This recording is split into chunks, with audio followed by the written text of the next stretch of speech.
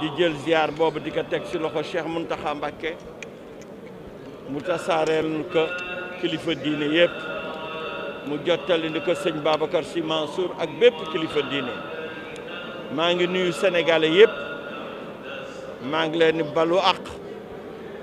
maa ngi leen di wane ni jéggal naa leen te di ñaan yàlla nañu sunu boole jéggal te di wax ni Massaly ku fi ñëw sa xol sedd daa xam ni Sénégal yàlla may na leen nan la leen yàlla mayee am na nu mag ñu baax ñoo xam ni tax nañu Sénégal waruñu ñee kenn ci diine rawatina nag sunu yaakaar Cheikh Ahmad Bamba Massaly gii ndamu lislaam la te bu nu fàtte mukk ni jàmbaar yu baax yooyu si dugaloon seen loxo di sunu yaakaar Cheikh Salih Mbacké yàlla na nu ko yàlla fayal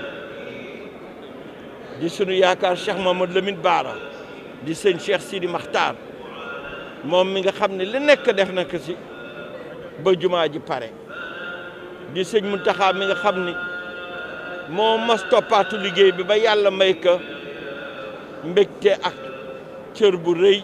mu taxawee julli gi fii nu war julli kon nanu dellu sant yàlla nanu dellu xam ni jamono ji Sénégal li ko jig mooy jàmm bu leen fàtte ni démb Sénégal amul woon pétrole te Sénégal booba mi ngi dox ñëpp bëgg ñëw Sénégal démb amuloon or ñëpp bëgg ñëw Sénégal booba Sénégal dafa amoon lu jafe ci àddina bi mooy jàmm nanu yéenante jàmm ni ko sëñ Moustapha jàngale nanu jël sunu xol bi dugal ci sunu moroomu jullit yi nan leen yéene jàmm su leen mënee dimbali nan leen dimbali te yàlla tax loolu mooy li nga xam ne moom la sëñ Touba jàngale lislaam ci boppam di ay ponk yu mu taxawal kon ñi ngi balu ak ñëpp te di jéggalu ñëpp te di sant nag di gërëm jëwriñ bi nga xam ni moom lañ teg ci liggéey bi Alaaji Mbàkke yu Fay taxaw naka taxaw bu rafet tey julli gi ñëpp bég nañ ci julli gi waaye nag jaar na ñëpp ñaanal Cheikh Moustapha Mbacké yàlla na fi yàgg te wér ku ko déglu ku nekk sa xel dana dellu ci yàlla sa xel dana dellu ci lislaam sa xel dana dellu ci li nga xam ni moo ëpp solo ci àddina bi mooy yéenante jàmm mooy gëm yàlla mooy bàyyee sa bopp sa borom loolu ko sëñ Mountakha waxoon moom la wane sëñ Mountakha laay teerale di ñaan yàlla na fi yàgg te wér moom ndamu l'islam bi la l'islam bi yépp la doon seen ndam te mu bokk ak kilifa diine waaye nag yàlla may ka si loo xam ne addina bi yëpp nangu nan ko ñëpp xam ne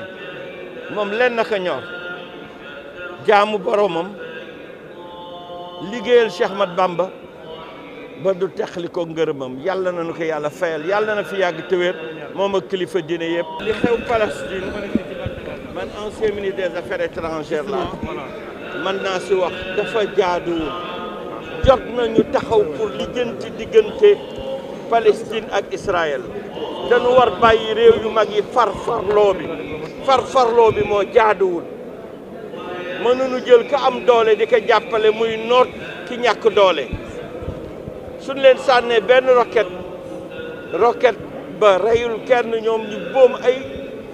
boom ay nit ñu bëri yàq alal ju bëri wax dëgg yàlla loolu jaaduwul ku la tooñ ki nekk soo ko mënul bàyyi su fekkee ni ñoom ñoo tooñ ndax dañu wax ni ñoom ñoo jëkk sànni roquette waaye nag sooy fayu war nga yemale sa fayu diggante Palestine nag tant que réew yu mag yi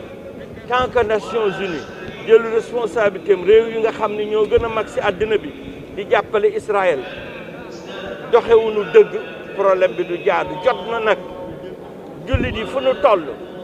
ndax ay jullit lañ fay boom jot na aussi yi ak jullit yi fu nu toll ñu laaj